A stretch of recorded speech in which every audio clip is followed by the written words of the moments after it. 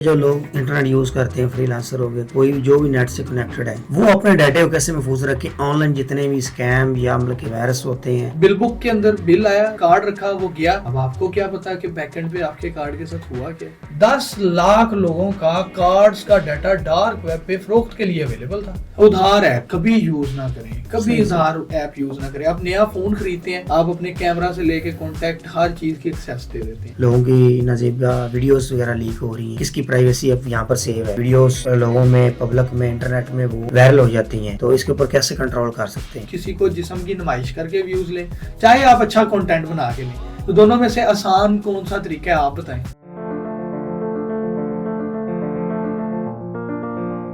अस्सलाम वालेकुम, welcome to digital शुगल की नई एपिसोड में।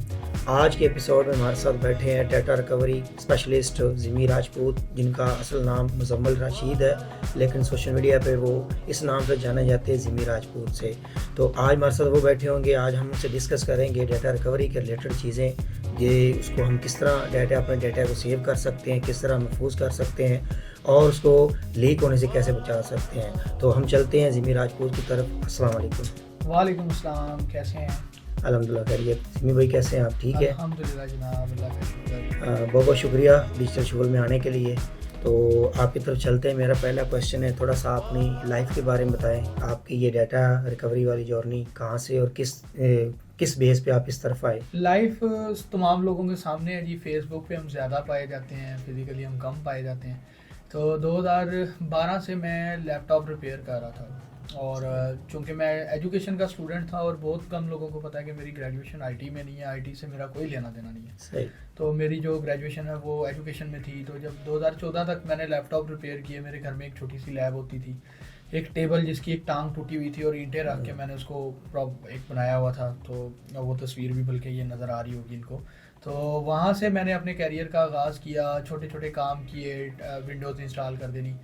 जब 2016-17 आया ना, तो 2016 से 17 में मैंने ये चीज़ समझी कि यार लैपटॉप रिपेयरिंग वाले तो एक दुकान में 10-10 बैठे होते हैं। कौन सी ऐसी स्किल है, जब ई रोज़गार का अरूज था और लोग फ्रीलांसिंग पे जा रहे थे, डॉलर्स कमा रहे थे। तो फिर मैंने इस चीज़ को देखा कि डाटा रिकवरी, क्योंकि उन दिनों ना हुआ कुछ यूँ कि मेरी बड़ी पुरानी यादें थी और मेरी हार्ड ड्राइव से वो डिलीट हो गई। और एक मिस्टेक मैंने ये की जो आपने नहीं करनी, मैंने वो ड्राइव खोल दी। वो डाटा हमेशा के लिए मैंने वेस्ट कर दिया। तो मैंने कहा नहीं, मैं डाटा रिकवरी स्पेशलिस्ट बनूंगा, और मेरा इंटरेस्ट भी था इस चीज़ पे प्रॉपर। फिर उसकी मैंने ट्रेनिंग देखी, चीज़ों को समझा, हार्ड ड्राइव्स की फैमिली, ठीक है, और डाटा रिकवरी के टूल्स, उनको यूज़ कैसे करना है। तो ये कॉम्प्लिकेटेड प्रोसेस था, और बस ये फिर चीज़ें चलती गई, अल्लाह पाक का करम हो गया। और पाकिस्तान में डाटा रिकवरी की अबाउट 10 लैब्स हैं। सबसे बड़ी जो लैब्स हैं वो मेरे उस्ताद मोहतरम हसन अब्बास और वसीम ज़फ़र साहब की हैं। और मैं तो ये कहता हूँ कि उन 10-12 लोगों में मैं सबसे जी कम जानता हूँ और उनसे सीखने का मौका मिलता है। लेकिन सोशल मीडिया पे तो आपके काफ़ी फ़ैन फॉलोइंग भी है, लोग आपको जानते भी इस नाम से, और आपका जो तारफ़ होता है वो भी डाटा रिकवरी स्पेशलिस्ट के नाम से होता है। अच्छा, मुझे इसमें कुछ चीज़ बताएं कि डाटा रिकवरी के अंदर क्या टाइप्स होती हैं, इनकी कितनी टाइप्स होती हैं। डाटा रिकवरी में जब आपके पास केस आता है तो आप इसको किस तरह एनालाइज करते हैं कि इसका डाटा मैं कैसे रिकवर करूँगा। अच्छा मुस्तंसर भाई, एक चीज़ को ना समझने की बड़ी ज़रूरत है कि हर वो चीज़ जिसको आप हाथ लगा सकते हैं और जिसमें डाटा स्टोर कर सकते हैं ना, जैसे हार्ड ड्राइव है, memory card, USB, M1 M2, अब तो बड़ी लेटेस्ट टाइप की स्टोरेज टाइप्स आ गई हैं। जैसे मैकबुक है, मैकबुक के अंदर इंटरनल ऑन बोर्ड होती है। इसी तरह क्रोम बुक्स में भी यही टेक्नोलॉजी आती है। मेमोरी कार्ड का तो मेरा ख्याल अब दौर तकरीबन ही जा चुका है, तो फ़ोन में नहीं यूज़ होता। फिर फ़ोन की मेमोरी भी ऑन बोर्ड पेस्टेड मेमोरी होती है, तो उसके अंदर वो डिलीट हो जाता है डाटा। इलेक्ट्रॉनिक फ्लक्चुएशन हो जाती है, करंट कम ज़्यादा हुआ, हार्ड ड्राइव उड़ गई, या SSD में ये ज़्यादा इश्यूज आते हैं कंट्रोलर के। फिर इसी तरह से गलती से किसी ने C की बजाय D उड़ा दिया, या D की बजाय E उड़ा दिया, या फिर फोल्डर्स के नाम नहीं पता चला वो उड़ा दिए। तो कुछ केसेस में जो है ना वो डाटा रिकवरी नहीं भी होती, लेकिन मोस्टली केसेस में हो जाती है। फिर इसी तरह आजकल रैंसमवेयर, जो पायरेटेड गेम्स और ये चीज़ें डाउनलोड करते हैं लोग, तो वो क्या करता है कि रैंसमवेयर किसी भी सॉफ्टवेयर के साथ लग के आता है, मेलवेयर की एक किस्म है, नेट कनेक्ट होता है, तो वो आपका सारा डाटा खा के, यानी कि वो ऊंजा फेर देता है डाटा को। तो वो उसके एवज फिर आपको अच्छे खासे पैसे देने पड़ते हैं, और अगर आप डाटा रिकवर करवाते हैं उसके एवज भी आपको पैसे ही देने पड़ते हैं। सही। नेक्स्ट मेरा क्वेश्चन है कि जब आपके पास केस आता है डाटा रिकवरी का, तो डाटा रिकवर करने के लिए तो आप डाटा कैसे रिकवर करते हैं? इसको खोलते हैं ड्राइव को, डाटा को इकट्ठा करते हैं हाथों से, या कोई इसके बाद औजार रखे हुए हैं जिनकी मदद से आप सारा डाटा इकट्ठा करके जोड़ते हैं, किसी कोने में जा चुका होता है, मतलब कि किस तरह खोलती है डाटा, कैसे आप इकट्ठा करते हैं?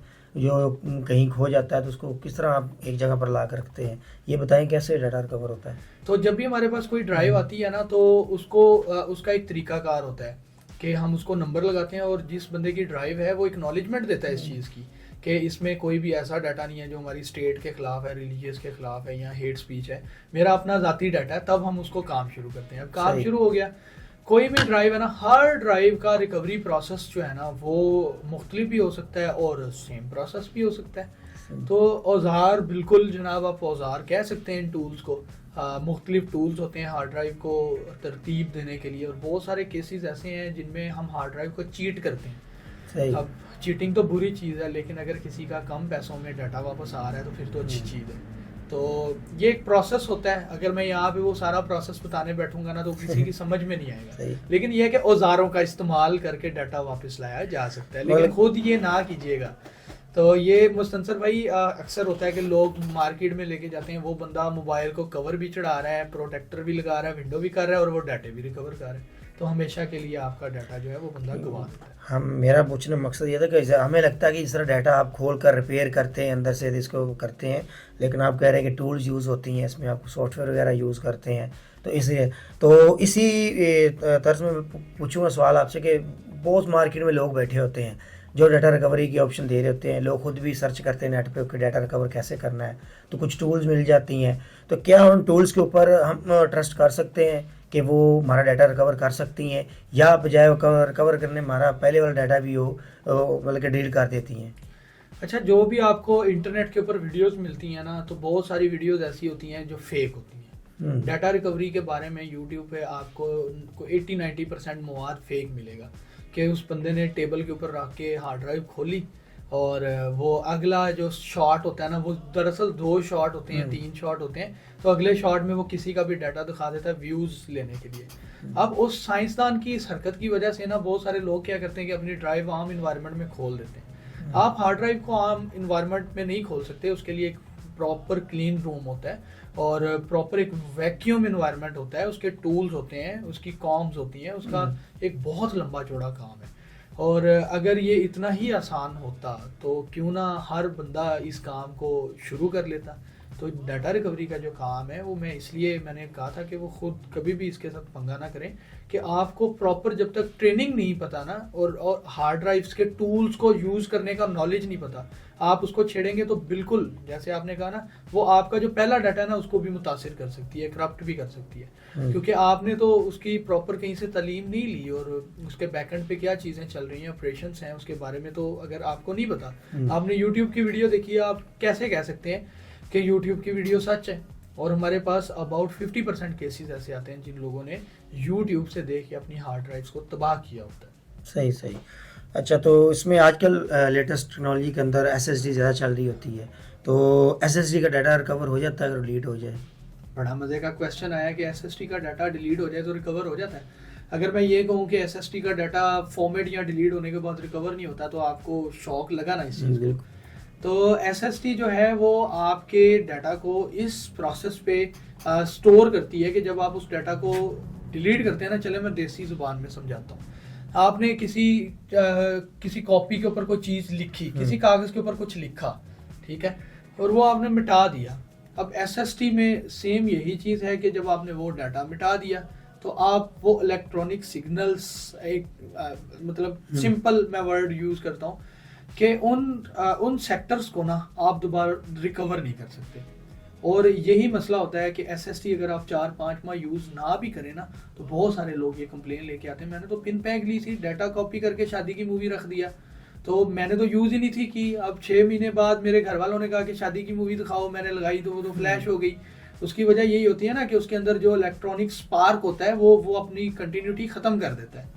तो ये मसला है जनाब कि SSD हो, M1 हो, M2 हो, NVMe हो, M SATA हो, तो इनमें जो है वो डाटा रिकवर करना नामुमकिन है। नामुमकिन, मतलब और कि इसको उसको महफूज रखने का तरीका है कि उसको आप यूज़ करते रहें। उसको यूज करते रहें आप।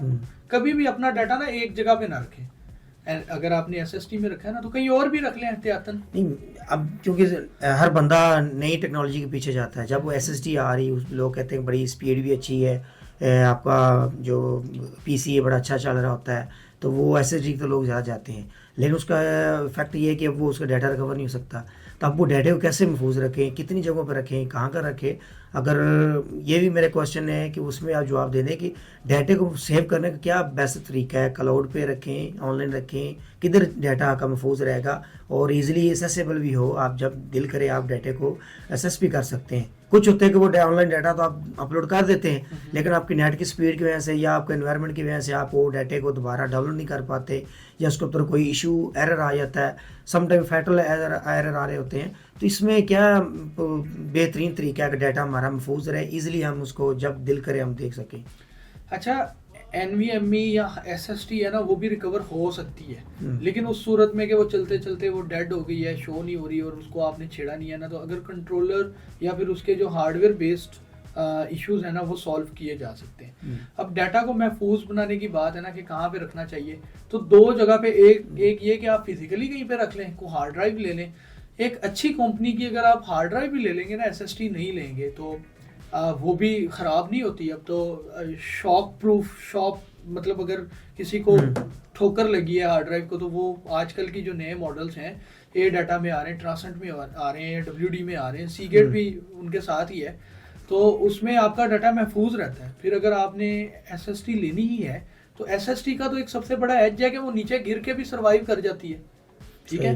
तो डिलीट करते वक्त थोड़ा सा देखें ना कि क्या चीज़ समटाइम खुद डिलीट हो जाता है।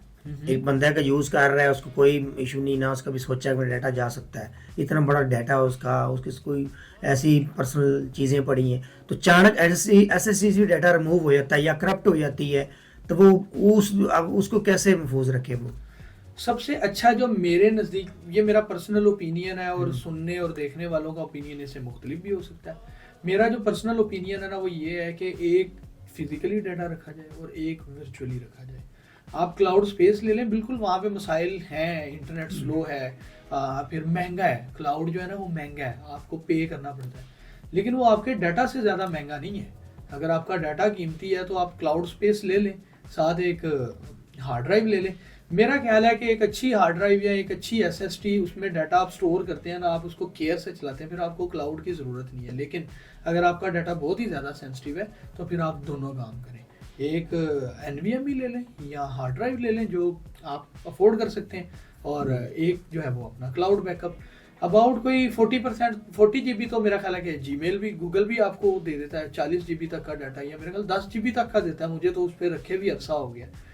तो मैं खुद अगर अपनी बात करूँ ना, तो मेरे जैसा बंदा भी इतना अपनी ड्राइव्स को लेके मैं सेटिस्फाई होता हूँ कि मैं क्लाउड पे अपना डाटा नहीं रखता, ठीक है, क्योंकि मैंने रेड बनाए होते हैं और रेड में मैं डाटा रखता हूँ। वो एक नहीं, दो हार्ड ड्राइव्स में सेम होता है, तो ये रेड भी फिर एक कहानी और है, तो उसके लिए आपको बड़े पैसे चाहिए होते हैं और रेड बनाने के लिए। अच्छा, उसके बाद मेरा ये जो लोग इंटरनेट यूज़ करते हैं, फ्रीलांसर हो गए, कोई भी जो भी नेट से कनेक्टेड है, वो अपने डाटे को कैसे महफूज रखें? ऑनलाइन जितने भी स्कैम या मतलब के वायरस होते हैं, इन चीज़ों से कैसे बचें? और उसमें लगे वे उनके समटाइम कोई सॉफ्टवेयर यूज़ करते हैं, सॉफ्टवेयर के थ्रू ऐसी फाइल आती है जो उनको पता नहीं लगता, लेकिन बैकएंड पे फाइल उनका डाटा को असेस कर रही होती है, उनके कार्ड तक चली जाती है, उनके ATM, उनके ऑनलाइन जितने भी कार्ड्स होते हैं, मनी रिलेटेड जो चीज़ें होती है तो असेस करते हैं। तो इसको कैसे महफूज कर सकते हैं? नेट्स पे यूज़ करते हैं, उनको कोई डाउट ना हो, शक ना हो कि मेरा डाटा है जहाँ से जा सकता है। जहाँ पे पाकिस्तान के अंदर एथिकल प्रो और पाकिस्तान से बाहर एथिकल प्रो बैठे होते हैं ना, वहाँ पे कितने सारे अनएथिकल प्रो भी बैठे होते हैं। तो बात कुछ इस तरह है कि आप लोगों का डाटा लीक होने के पीछे, ब्रीच होने के पीछे, आपकी इंफॉर्मेशन अगले जाने के पीछे सबसे ज़्यादा हाथ आप लोगों का अपना ही होता है। आप खाना खाने गए और देखने वाले 90% लोग ऐसे होंगे जो खाना खाने जाते हैं और वो कार्ड से पे करते हैं, ठीक है, या जितने भी लोग कार्ड से पे करते हैं वो ये नहीं कहते कि मशीन इधर लेके आओ, वो अपना कार्ड रखते हैं, बिल बुक के अंदर बिल आया, कार्ड रखा, वो गया। अब आपको क्या पता कि बैकएंड पे आपके कार्ड के साथ हुआ क्या? आपको तो यही पता है ना कि कार्ड जो है वो NFC वाले जो नए जदीद कार्ड है वो टच हुआ और बिल पे हो गया। ये एक ना केस स्टडी शेयर करता हूँ आपसे। पिछले साल क्या हुआ कि एक रेस्टोरेंट मैनेजमेंट सिस्टम था, 10 लाख लोगों का कार्ड्स का डाटा डार्क वेब पे फरोख्त के लिए अवेलेबल था। कैसे ये माना जा सकता है कि 10 लाख लोगों का ATM कार्ड का डाटा और वो बिक रहा है, और 2 बिटकॉइन में 1,65,00,000 रुपए उस टाइम के, तो जो बिटकॉइन की प्राइस थी। जब उस पर केस स्टडी की गई, उसमें इदारे हुए, तो पता चला जी कि वो जो सॉफ्टवेयर था ना, उस सॉफ्टवेयर के अंदर कोई ऐसी फनकारी की हुई थी कि वो कार्ड का जो CVV नंबर होता है, उसका एक्सपायरी डेट होती है, जो चीज़ें ऑनलाइन शॉपिंग के लिए चाहिए होती है ना, वो उसको खा जाता है। सही। इसी तरह से आपके फ़ोन के अंदर कोई ऐसा मैसेज आता है कि 22 नंबर डब्बे जो थोड़ी गड्डी निकल आई, गाड़ी तो नहीं निकलती लेकिन वायरस जरूर निकल आता है। फिर आप इंटरनेट से CV के फॉर्मेट डाउनलोड करते हैं या फिर कोई भी ऐसे टेम्पलेट्स डाउनलोड करते हैं, उसके पीछे मैक्रो लगा होता है, आपने उसको डबल क्लिक किया और आप खुद अपने सिस्टम की एक्सेस दे रहे हैं ना, तब तक तो आपके सिस्टम पे एक्सेस आ ही नहीं रही जब तक आप उसको यस नहीं करेंगे। आपके पास नोटिफिकेशन आया कि जनाब ये ऐप है या ये चीज़ है, इसको आपने एक्सेस देनी है, आपने कहा जी देनी है, यस कर दिया। थोड़ी देर बाद पता चलता है मेरा सारा डाटा कितने गया, वो तो रैंसमवेयर खा गया, अब वो आगे से मांग रहे हैं $1000। तो इसमें ना कुछ गलती हम लोगों की भी है कि हम लोग उस तरह से लोगों को वो नहीं कर पाए, अवेयर नहीं कर पाए। तो चलें ये मैं इस प्लेटफॉर्म का शुक्रिया भी अदा करता हूँ कि लोगों को इन्फॉर्मेशन भी मिलेगी और वो अपना डाटा। उधार ऐप कभी यूज़ ना करें, कभी उधार ऐप यूज़ ना करें। आप नया फ़ोन खरीदते हैं, आप अपने कैमरा से लेके कॉन्टैक्ट हर चीज़ की एक्सेस दे देते हैं। अभी हम यहाँ पे बैठे बात कर रहे हैं ना, किसी चॉकलेट ब्रांड का जिक्र करेंगे या किसी सेल फोन का, बाहर निकल के उनके ऐड आना शुरू हो जाएंगे। बिल्कुल ऐसे ही आते हैं ना। तो सबसे पहली बात ये है कि हम लोग अपना जो डाटा दे रहे हैं, आप लोगों को डिसाइड करना है कि आपने किस ऐप को कितना डाटा देना। अच्छा, नेक्स्ट मेरा क्वेश्चन है, आजकल एक तरह की चाह रही है मुस्तनसर भाई, मैं तो बिल्कुल एक सीधा सा इस चीज़ का जवाब है, वो ये कि हमारी नौजवान नस्ल को तबाह करने के पीछे वो लोग हैं जो हमारे आइकॉन्स हैं। ठीक है, कोई यूट्यूबर है फलां टिमकान या कोई टिकटॉकर है, वो कोई अपने घर वालों को दिखा रहा है, कोई अपनी माँ को दिखा रहा है, कोई अपनी बहन को दिखा रहा है और व्यूज़ ले रहा है। और हमारे कोई बंदा है वो नई गाड़ी खरीद के लेके आ रहा है और वो लोगों को दिखा रहा है, व्यूज़ ले रहा है, अगले दिन पता चलता है कि वो गाड़ी तो रेंट की थी। फिर इसी तरह से कोई आईफोन बांट रहा है, कोई कुछ कर रहा है, कोई कुछ कर रहा है। तो हमारी नौजवान नस्ल को एहसास कमतरी का शिकार बनाने के पीछे ये लोग हैं। कल तक ये लोग कहते थे कि अल्लाह का वास्ता सब्सक्राइब कर दो, और आज ये लोग कहते हैं कि हेलो फैंस, कैसे हैं सब लोग। फिर इससे थोड़ा सा आगे चलते हैं, 2024 आ गया। 2024 में ना इन लोगों को ये समझ आई कि यार अपनी अपनी ना वीडियो लीक करते हैं।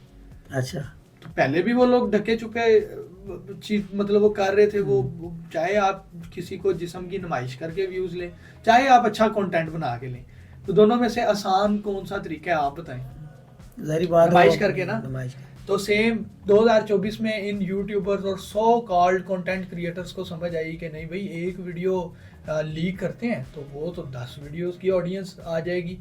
अभी पिछले दिनों जो है ना, वो किसी खातून की कोई टिकटॉकर थी, मुझे पता चला कि स्क्रॉल करते हुए यार हमारे मीडिया ने पोस्ट लगाई हुई कि फलां टिकटॉकर की जनाब वीडियो लीक हुई है। हाँ, ऐसा ही है, मैं भी देख रहा था, चैनल की आ रही थी हिंदुस्तान टाइम्स, इंडिया टाइम्स ने बाबा जी वो लगाई हुई, पाकिस्तानी चैनल था, उसकी वो एंकर पूछ रही थी कि आपसे वो टिकटॉकर ने दोबारा बात की है सुलह करने के लिए, आपका क्या मामला किधर गया है। तो एक तरह की बड़ी एक ना ऑडियंस के लिए हमारे चैनल्स की तरफ जा रहे हैं, तो वो चीज़ों को देखने की ज़रूरत है। लोगों के बड़े बड़े अच्छे लोग भी हैं, जहाँ पर ऐसे लोग भी अच्छे लोग भी होते हैं, उनको भी अपने डाटे की बड़ी उनको एक फ़िक्र होती है। कल को हमारा कोई प्राइवेसी के ऊपर अटैम्प्ट होती, लोग ब्लैकमेल करते हैं। समझा सुना लोग आजकल पे वो वीडियो कॉल करके आप रैंडमली आती है, आप उठा लेते हैं, तो वो आपकी वीडियो बनाकर फिर वो आपके घर वालों को ब्लैकमेल करते हैं। तो इस तरह चीज़ें हैं। उसके अलावा मैंने ये भी 2-3 केस स्टडी पढ़े हैं कि लोगों के मोबाइल से ऑटोमेटिकली वॉइस नोट चले जाते हैं, किसी को मैसेज चले जाते हैं, वो वापस जब रिस्पॉन्स करते हैं तो कहते हैं मैं तो मैसेज किया ही नहीं, वो कहते हैं आपकी तरफ ये मैसेज आया हुआ है आपकी तरफ से, इस तरह भी केस हो रहा है। तो आप क्या समझते हैं कि हमारी जो कोशिश कर रही, हमारी रियासत या स्टेट कोशिश कर रही है कि सिक्योरिटी थोड़ा सा महफूज किया जाए, सिक्योरिटी के ऊपर काम किया जाए, मे भी उसके तरफ कोई एक्सपेरिमेंट करते हुए चीज़ें ऐसी हो रही है, या इसके ऊपर कोई अटैम्प्ट हो रही है हैकिंग की, इस तरह लोगों के ऑटोमेटिकली वॉइस मैसेज जाना, उनकी तरफ से उनको कोई किसी चीज़ के प्रपोजल चले जाना, हालांकि वो बंदा एक उसके अंदर है ही नहीं, वो इन्वॉल्व ही नहीं। तो आपको ओपिनियन इसके ऊपर क्या है, ये किस तरह पॉसिबल हो रहा है कि बंदे का ऑटोमेटिकली मैसेज उसके डाटे प्राइवेसी से उसको तस्वीरें जा रही गैलरी से अगर दूसरे बंदे के पास, आप उसने कुछ भी नहीं कर रहा। तो ये मतलब कि बहुत बड़ा एक सवालिया निशान है सिक्योरिटी के ऊपर भी और मोबाइल्स के ऊपर भी। जो बड़े बड़े मोबाइल प्रॉमिस करते हैं कि हम बड़ा सेफ़ हैं, सारी ऐप्स भी करती हैं प्रॉमिस, हालांकि हमें ज़रूरत पड़ती है ऐप्स को इजाज़त देनी पड़ती है, हमें परमिशन देनी पड़ती है उसको सही यूज़ करने के लिए। तो किस पे आप ट्रस्ट करें, किस तरफ हम डाटे को और महफूज बना सकते हैं? अच्छा, वीडियो लीक वाला जो है ना, वो दो सूरतें हैं। एक तो ये बदबख्त तबका जिन्होंने हमारी नस्लों को तबाह करने की कसम खाई है, अपनी वीडियो खुद लीक कर देते हैं, ठीक है। तो वो उन्हें पता है कि फेम गेम है और फेम गेम करनी है। दूसरी चीज़, फर्ज करें कि मैं किसी के साथ रिलेशनशिप में हूँ और चलो जी अब गुनाह हो गया, वीडियो कॉल वाला मामला हो गया, उस बंदे ने आगे से मेरी वीडियो अगर लीक कर दी, या XYZ कितने सारे लोग हैं जो रिलेशनशिप तो शुरू ही एतबार से होता है ना, बिल्कुल। तो अगर किसी की वीडियो आगे चले गई ना, तो अलमिया ये है कि बजाय इसके कि लोग उसको रोकें, लोग एक दूसरे को मैसेज कर रहे होते हैं कि फलां की वीडियो लीक हुई है, उसका लिंक तो दे दो। मेरा इनबॉक्स भरा पड़ा है, मुझे उनके नाम, आप डाटा रिकवरी स्पेशलिस्ट, उनको शक होगा डाटा रिकवरी वाले से नहीं कुछ करते। डाटा रिकवरी वाले क्या करें बॉस, यहाँ पे डाटा रिकवरी वाले तो खुद इस चीज़ से परेशान है कि यार इन लोगों को हम गाइड कर करके थक गए और ये लिंक से बाहर ही नहीं निकल रही है, डॉलर कमाने की तरफ और पैसा कमाने की तरफ आ ही नहीं रहे, इनको लिंक चाहिए। तो जो क्वेश्चन मार्क आपका है ना, वही क्वेश्चन मार्क हमारे पूरे पाकिस्तान का है कि जहाँ पे इतनी ज़्यादा सिक्योरिटी टाइट वाला आईफोन है, एंड्रॉयड है, दोनों कंपटीटर है ना। मज़े की बात बताऊँ ना, आईफोन का कोई कसूर है ना एंड्रॉयड का कोई कसूर है। कसूर पता किसका है? जिसने अपना सेल फोन अनलॉक करके किसी को कॉल करने के लिए दिया है। कसूर सर उस बंदे का है कि जिसने अपना व्हाट्सअप जो है वो खोल के किसी को दे दिया। कसूर सर उस बंदे का है जिसने बजाय कार्ड वाली मशीन खुद को मंगवाने के कार्ड वेटर के हाथ में थपा दिया। तो कसूर उस बंदे का है जिसने टर्म एंड कंडीशन पढ़े बगैर एक ऐप इंस्टॉल की, थर्ड पार्टी ऐप इंस्टॉल की, जीबी व्हाट्सएप की तरफ भी आगे चलते हैं, उसका भी पोस्टमार्टम करते हैं। जीबी व्हाट्सएप इंस्टॉल किया, सबको पता है कि जीबी व्हाट्सएप अच्छी चीज नहीं है, लेकिन मुझे मैसेज अगले का रीड करके उसको डबल टिक शो नहीं करवाना, मुझे अगले का स्टेटस देख के उसको शो नहीं करवाना। मिंट का चस्का लो, और ये भी डार्क वेब पे भी जीबी व्हाट्सएप का डाटा भी बिकता रहा है, और ये बहुत बड़ा डाटा उसमें ये भी होता है कि आप डिलीट मैसेज भी पढ़ सकते हैं। तो मुझे बताएं फिर इसमें एंड्रॉइड कसूरवार है या मैं कसूरवार हूँ? मुझे पता है कि एक चीज मेरे फोन के लिए, मेरी फोन के सेहत के लिए, हम यहाँ पे बैठे हैं, हम खाना मंगवाते हैं, एक खाना है, हम लोगों को पता है कि वो हम दोनों की सेहत के लिए अच्छा नहीं है, लेकिन हम फिर भी खा रहे हैं सिर्फ उसकी लस्ट लेने के लिए, लज्जत लेने के लिए। तो फिर या मजे ले लो या सिक्योरिटी के उत्ते बोल लो। अच्छा, अब वो जो फायरवॉल है यार, लोगों ने कितना फायरवॉल को क्रिटिसाइज किया ना। अब गवर्नमेंट अगर किसी भी चीज के ऊपर पैसा लगा रही है, प्लान बन रहा है, ऐसा नहीं है कि एक बंदा उठेगा और वो कहेगा आओ वही फायरवॉल बनाइए। प्रॉपर एक मुल्क है ना, कोई छोटा सा ऑफिस थोड़ी है कि एक बंदे के उसके ऊपर साइन के ऊपर कोई चीज होगी। ये आज से ना 2 साल बाद यही लोग जो आज फायरवॉल को गालियां देते हैं, ठीक है वहाँ पे बहुत सारे मसाइल हैं, फ्रीलांसर्स बहुत ज़्यादा डिस्टर्ब हुए और मेरी तमाम हमदर्दियाँ उनके साथ हैं, मैं भी उनमें ही हूँ। तो आज से 2-2.5 साल बाद हमें इस फायरवॉल की अहमियत का पता चलेगा कि जब 5th जनरेशन वार से 6th जनरेशन वार शुरू हो जाएगी ना, क्या आप 1 सेकंड के अंदर किसी के मोबाइल का डाटा उड़ा के ले जाएंगे, वहाँ पे ये फायरवॉल आपको फिर आप कहेंगे कि नहीं, ये उस टाइम का अच्छा कदम था। अभी चीज़ें हो रही हैं, ठीक है, और वो गलत है। बैकएंड पे भी चीज़ों को, जहाँ पे फायरवॉल आ रही है ना, वहाँ पे इंटरनेट की अवेलेबिलिटी को भी देखना चाहिए। सही। अच्छा, नेक्स्ट क्वेश्चन ये कि जिस तरह अभी ये आजकल ये वीडियोस वाला लीकेज वाला मसला चला हुआ है, तो इसमें डाटा रिकवरी का काम बढ़ जाता है आपका? वीडियो लीक हो या ना हो, हमारे साथ कोई उसका लिंक ही नहीं लोगों है। को होता है ना कि यार आप आज का हर बंदे की वीडियो लीक हो रही है, मैं भी अपना डाटा महफूज करा लूँ, आपसे लोग रब्ता तो करते होंगे। हाँ बिल्कुल। अच्छा मुस्तनसर भाई, मैं अब तक 50,000 से ज़्यादा लोगों को इस चीज़ पे अवेयरनेस दे चुका हूँ कि आप लोगों ने अपना डाटा कैसे सेव करना है। चाहे वो कोई मॉर्निंग शो हो, चाहे वो कोई इवेंट हो, चाहे वो मेरी कोई स्पीच हो, चाहे मैं लाइव आऊँ, तकरीबन 50,000 से ज़्यादा लोगों को। और आप बिलीव करें कि मैंने आज तक किसी से 1 रुपया नहीं लिया। ठीक है, बिल्कुल फ्री ऑफ कॉस्ट मैं उन लोगों को ट्रेनिंग देता हूँ कि आप लोगों ने अपना डाटा कैसे महफूज करना है। मेरी यूनिवर्सिटी का हर डिपार्टमेंट का बच्चा जानता है। वो डाटा रिकवरी स्पेशलिस्ट को ना जानता हो, वो data consultant, data security consultant को ज़रूर जानता होगा कि वो जिमी राजपूत है। सदका जारी है जी। इस वीडियो को भी अगर आपको मुनासिब लगे तो शेयर कर दीजिएगा ताकि बाकी लोग भी अपना डाटा महफूज बना लें। अच्छा, अब आप अपनी ज़िंदगी बारे में कुछ बताएं, डाटा रिकवरी में आने से या पहले कोई ज़िंदगी में अप्स या डाउन अपनी ज़िंदगी में आया जो आपको अभी भी याद है, या जिसकी तर्ज पे आपकी लाइफ थोड़ी चेंज हुई हो। अच्छा, ये एक ऐसा सवाल है जिसके ऊपर ना मैं कभी भी बात ही नहीं करना चाहता, लेकिन मुझे अब लगता है कि मुझे अपना जर्नी जो है ना वो ज़रूर लोगों के साथ शेयर करना चाहिए, ताकि ये जो हमारे नौजवान हैं ना, कहते हैं रात को सोऊं सुबह उठूं तो पैसों का बंडल पड़ा हो तकिए के नीचे, तो वो थोड़ा सा ना निकले। मैंने लैपटॉप रिपेयर किए, मैंने फिर उसके बाद यूनिवर्सिटी में मैं जब गया तब भी मैं लोगों के लैपटॉप पिक भी करता था, रिपेयर करके वापस भी देता था। फिर मेरी यूनिवर्सिटी ऑफ सरगोदा के अंदर इंटर्नशिप हुई, एक छोटी सी जॉब हुई, 20,000 नौकरी पे मैंने वो की। उस जॉब के ख़त्म होने पे कोविड आया। कोविड में मैं लोगों के घरों में जाके सफाई काम करता रहा हूँ, सिस्टम्स की सफाइयाँ करता रहा हूँ।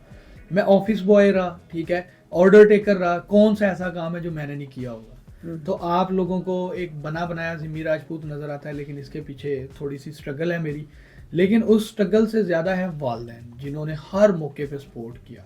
डाउन हो या अप हो, फेम गेम हो या वो टाइम हो जब पैसे नहीं है। हत्ता कि हम कुछ दोस्त थे कोविड में और हम लोग बड़े परेशान होते थे कि क्या बनेगा, और ऐसा लगता था कि कोविड कभी ख़त्म ही नहीं होगा। रोटी में तो परेशान नहीं होता क्योंकि आपके दोस्तों को ज़्यादा रोटी का ही चक्कर होता है। वो नहीं, तब तो हम एक पराठा आधा आधा करके खाया करते थे ना, पैसे होते नहीं थे। उसके बाद खाबे बड़े हैं, उसके बाद खाबे बड़े हैं जब ये वली और मास्टर साहब मिले। वही ना, तो ज़्यादा चक्कर रोटी का ही होता है। सारा चक्कर जनाब इसका है। तो बहुत मेहनत की मैंने अपनी लाइफ में। फिर उसके बाद PITB, Punjab IT board, plan 9, भाई उसको बहुत क्रेडिट जाता है प्लान 9 को। और वहाँ पे मेरी पूरी लैब होती थी, वहाँ से निज़ाम चला। कुछ लोग ऐसे हैं, अगर मैं इस पॉडकास्ट में उनका नाम ना लूँ ना तो ये बड़ी एक बुरी बात होगी। सबसे ज़्यादा मुझे जिन लोगों ने सोशली सपोर्ट किया ना, उनमें सबसे पहले नंबर पे सर हिशाम सरवर साहब है। सबसे ज़्यादा सोशली उन्होंने मुझे सपोर्ट किया। जब मुझे कोई भी नहीं जानता था ना पाकिस्तान में, तो सर हिशाम सरवर ने मुझे सपोर्ट किया था। फिर उसके बाद मुझे वली भाई मिले, मास्टर साहब मिले, ई सरगोदा के पूरे फाउंडर्स, सारे दोस्त। तो ये सारा कुछ जो है ना वो दोस्तों की वजह से ही है। तो थोड़ी सी मेरी मेहनत थी जो मैंने आप लोगों को बताया। अच्छा, आपके पास बड़े केस आते होंगे, बड़ा सेंसिटिव डाटे वाले लोग भी आते होंगे, तो कभी किसी ने आपसे मुतासर हो अगर कोई ऑफर भी की है शादी वगैरह की? यार मुस्तनसर भाई, मैं तो होता है ना किसी का डाटा बड़ा सेंसिटिव हो, आप उसके वो सारा कुछ उसका आपके पास हो, तो आप चलो वो आपको ऑफर भी कर दे कि चले आप मुझे पसंद आ गए या आपसे मैं इम्प्रेस हो तो मैं आपसे बल्कि तलक में आना चाह रहा हूँ, तो आपको क्या लगता है कभी ऐसा हुआ होगा? नहीं, आपको ऑफर आई, मैं तो वो पूछ रहा हूँ। यार ऐसा है कि मुस्तनसर भाई, मैं शुरू से बड़ा शाय टाइप का बंदा हूँ। अगर मेरे सामने कोई खातून खड़ी है ना, तो मैं उनकी तरफ ऐसे देख नहीं सकता था। ये तो अभी 1 साल मेरे को मॉर्निंग शोज पे इधर उधर जाके जो है ना थोड़ा कॉन्फिडेंस आया। तो पहले तो मुझे स्टेज फोबिया होता था कि मैं स्टेज पे जाता था ना, चाहे प्रेजेंटेशन देने के लिए भी, तो काम पे टांग जाती थी, वो वाला सीन होता था जनाब। तो ऐसा मतलब हर किसी की लाइफ में होता है, ऐसा तो नहीं है कि कोई तो भी ठीक है, शाही है लोगों के लिए, तो आप शाही है, ठीक है जो भी है, लेकिन पीछे आपके पास एक बंदे का पूरा डाटा आ जाता है, तो वो एक चीज़ लाग गया कि आप पूरे एक उसकी हर चीज़ के कंट्रोल आपके पास होता है फिर। अच्छा, ये ना डाटा रिकवरी का जो मेरा काम है ना, वो मेरा ना उसके साथ रिजल्ट जुड़ा है। और आज तक किसी भी बंदे का डाटा रिकवर होने के लिए आया ना, तो हमने उसको खोल के नहीं देखा। अब मेरी मर्जी, मैं खोल के देख सकता हूँ, किसी को क्या पता चलेगा, बंद कमरे में हूँ ना।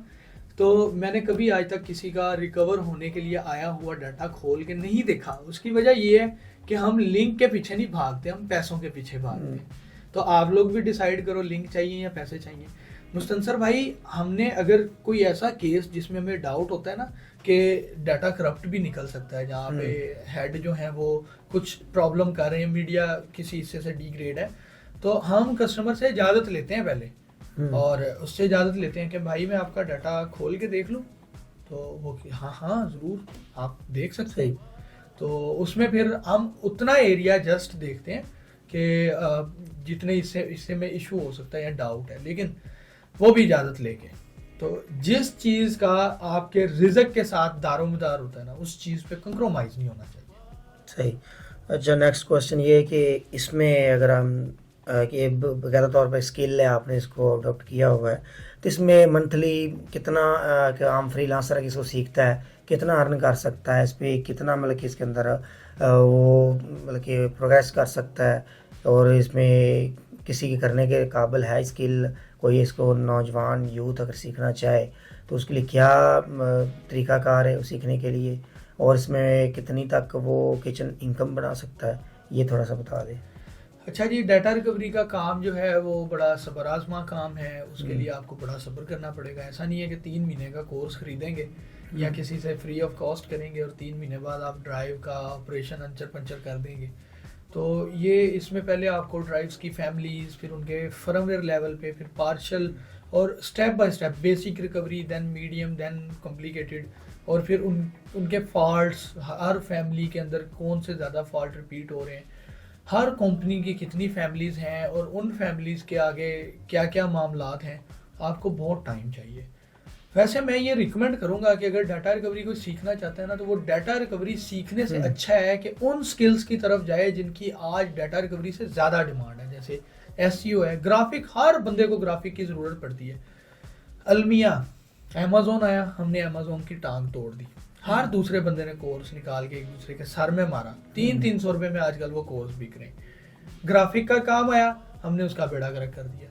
अल्लाह ना करे भाई कि डाटा रिकवरी का भी कोई बंदा इधर से हाँ, इसमें सबसे बड़ा इशू ये है कि डाटा रिकवरी में आपके पास किसी की पूरी प्राइवेसी, किसी का डाटा, किसी की क्या क्या चीज़ें आएंगी, तो हर बंदा ज़िमी राजपूत नहीं हो सकता पे किसी पे बंदा अंधाधुंध इतबार करे और कहे कि वाकई हमारा डाटा इसके पास महफूज है। भाई आप ये देखें कि पाकिस्तान की सबसे बड़ी लैब माइंड मर्ज है जो मेरे उस्ताद की है, ठीक है, और वो भी नहीं किसी का डाटा देखते, और यही चीज़ उन्होंने मुझे सिखाई है। एक अच्छा उस्ताद अच्छी चीज़ें, स्किल के साथ अच्छी चीज़ें सिखाता है। उन्होंने मुझे एक चीज़ सिखाई थी कि जिस दिन तुम अपने काम के साथ लॉयल ना हुए ना, उस दिन तुम समझ जाना कि कोई ज़िमी राजपूत नहीं, कोई उठेगा और दिनों दिनों में ज़िमी राजपूत बन के। ज़ाहिर बात है, इसमें लोग आपको भेजते हैं तो बड़ा ट्रस्ट करके आपकी प्रोफाइल सारी चीज़ों के, उनको पता है कि हमारा भाई डाटा है, हमारी पर्सनल चीज़ें हैं, सारी इस बंदे के पास जा रही हैं। तो जिस तरह हमारी सोसाइटी के अंदर मिथ है, अमेज़ोन के आप नाम ले रहे हैं, तो ये तो एक बड़ी एक ऐसी स्किल है और इसके ऊपर बहुत ज़्यादा बंदे को ट्रस्ट और चीज़ों को देखना पड़ता है, कॉन्शियस रहना पड़ता है, तो ये बड़ी बात है। तो खैर, अब आपकी ज़िंदगी में नेक्स्ट प्लान क्या है डाटा रिकवरी के लिए? आपको क्या लगता है फ्यूचर में इसका स्कोप किस तरह है और इसमें कितना मज़ीद इसमें ये डाटा लीकेज के ऊपर हम जा सकते हैं? इसको भी रोकने के लिए भी हमने इक़दाम करने होंगे। इनको कोई मैसेज दे दे, ख़ास तौर एक ऐसा मैसेज हो जो ये डाटा लीकेज से बच सके, ना ये लिंक मांगे तो ना किसी का डाटा लीक करें, और एक सोसाइटी को अच्छे वे में चलने दें और अपनी स्किल के ऊपर फोकस करें। 3 चीज़ें हैं। पहली चीज़ को हम डिस्कस करते हैं कि फ्यूचर क्या है। जब तक कंप्यूटर है ना दुनिया में, तो डाटा रिकवरी भी है। तो उसकी फैमिलीज चेंज हो सकती हैं, उसकी फॉर्म्स और जनरेशन्स चेंज हो सकती हैं, लेकिन जब तक कंप्यूटर ज़िंदा है तब तक डाटा रिकवरी भी चलती रहेगी। और दूसरी चीज़ जो आपने पूछी कि डाटा की प्राइवेसी के हवाले से, आगे मेरे ना फ्यूचर प्लान्स ये हैं कि हम पाकिस्तान से बाहर निकलें, और मैंने कभी बाहर सफ़र नहीं किया, मैं कर सकता हूँ, टूर कर सकता हूँ। आपने बहुत सारे लोग देखे होंगे जो 4 पैसे कमाते हैं, दुबई का टूर करके आ जाते हैं, ठीक है, 4 पैसे कमाते हैं और फेसबुक पे पूरी स्टोरी सुना रहे होते हैं। आज तक किसी ने जो है ना वो मेरी कोई अर्निंग की स्टोरी नहीं पढ़ी होगी। आप मेरी पूरी प्रोफाइल जाके देख लें, मैंने 1 रुपया कमाया, मैंने 1 लाख रुपया कमाया, और डाटा रिकवरी अच्छे खासे पैसे देती है। मैं भी आप इसलिए बताते मैं आपको रोटी मांग ले, नहीं, रोटी तो फिर चलती है ना, तो इसलिए नहीं बताता कि मुझे पर्सनली अच्छा नहीं लगता। जैसे इरफान जी ने जो कहता है ना, मुझे अपनी फैमिली दिखा के व्यूज़ लेना अच्छा नहीं लगता, इसी तरह लेकिन अब मेरी कोशिश है कि मैं मोटिवेट ज़रूर करूँ यूथ को ना। अगर कोई ऐसा केस जिससे मैंने बहुत पैसे कमाए हैं ना, तो मैं उस पर स्टोरी लिखूँ ढके छुपे अल्फाज में, ताकि लोग मोटिवेट हों। और डाटा रिकवरी का जी फ्यूचर जो है ना, वो एआई के आने के बाद सारी दुनिया डाटा साइंसेस पे जा रही है। और अच्छा, एआई इसमें में एक और सवाल है कि एआई किस तरह हमारी हेल्प कर सकती है, या हमें मज़ीद डाटा की मज़ीद प्राइवेसी को अच्छा करना होगा, क्योंकि एआई के अंदर सादा रोबोटिक चीज़ें हैं, तो वो हमारे डाटा को ज़्यादा असेस कर सकती है और वो लीक भी कर सकती है, हमारा उसके ऊपर कंट्रोल भी नहीं रह सकता।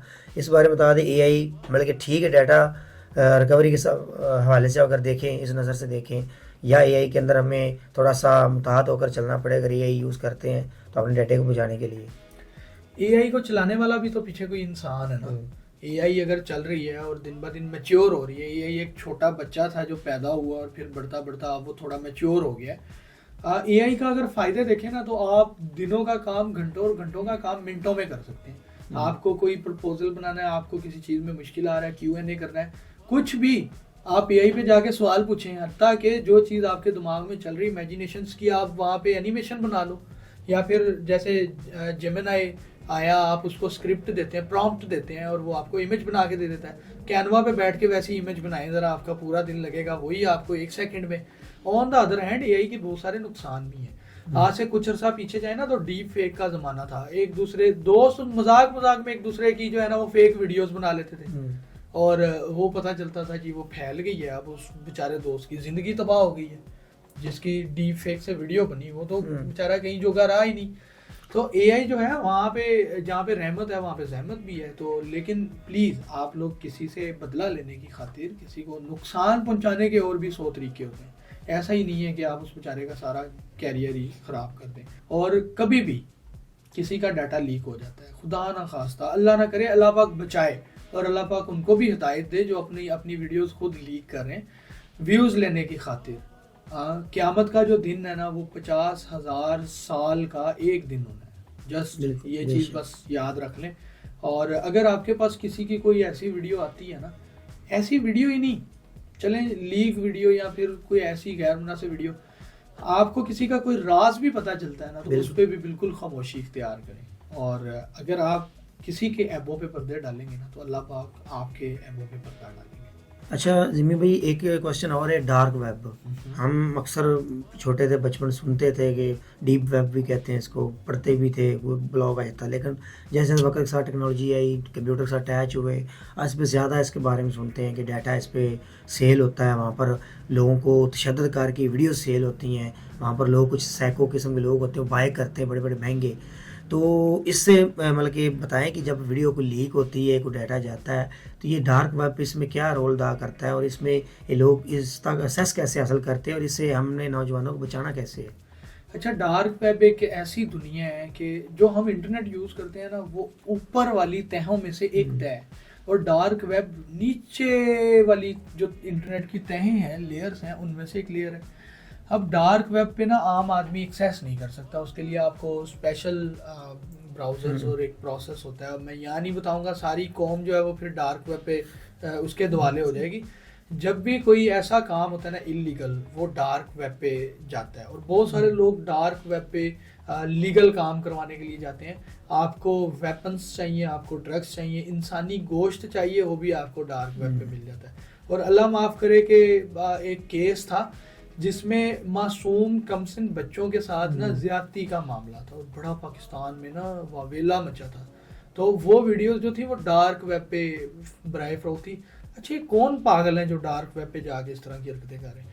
फ़र्ज़ करें मेरे पास 1000 बिटकॉइन हो, एक बिटकॉइन कोई 60 से 80 लाख के दरमियान चलता रहता है। तो वहाँ पे वो देखते हैं कि लोगों को ये देखना पसंद है, ये खाना पसंद है, ये करना पसंद है, तो या ये करते होता देखना पसंद है, तो वो फिर जनाब पैसे के लिए कुछ भी करेगा, वो वाला सीन होता है।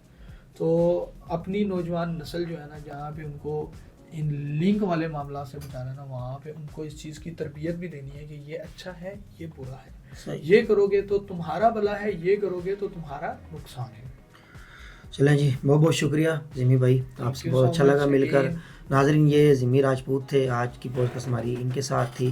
तो उन्होंने एक पैगाम भी दिया नौजवानों को कि आप अपने लिंक के पीछे नहीं भागना, स्किल के पीछे भागें। बाकी आप इनके साथ कनेक्टेड नहीं है तो इनको ज़िमी राजपूत के नाम से इनको फॉलो कर लें। वहाँ पर उनके बारे में बड़ी बड़ी अच्छी पोस्टें मिलेगी। अक्सर आपको रोटी खाने के बाद ही पोस्टें मिलेगी, रोटी भी इनका ज़्यादा फोकस होता है। तो बहुत अच्छा लगा मिलकर। इंशाल्लाह मिलेंगे हम नेक्स्ट एपिसोड में। तब तक रखिए अपना ख्याल। अल्लाह हाफिज़।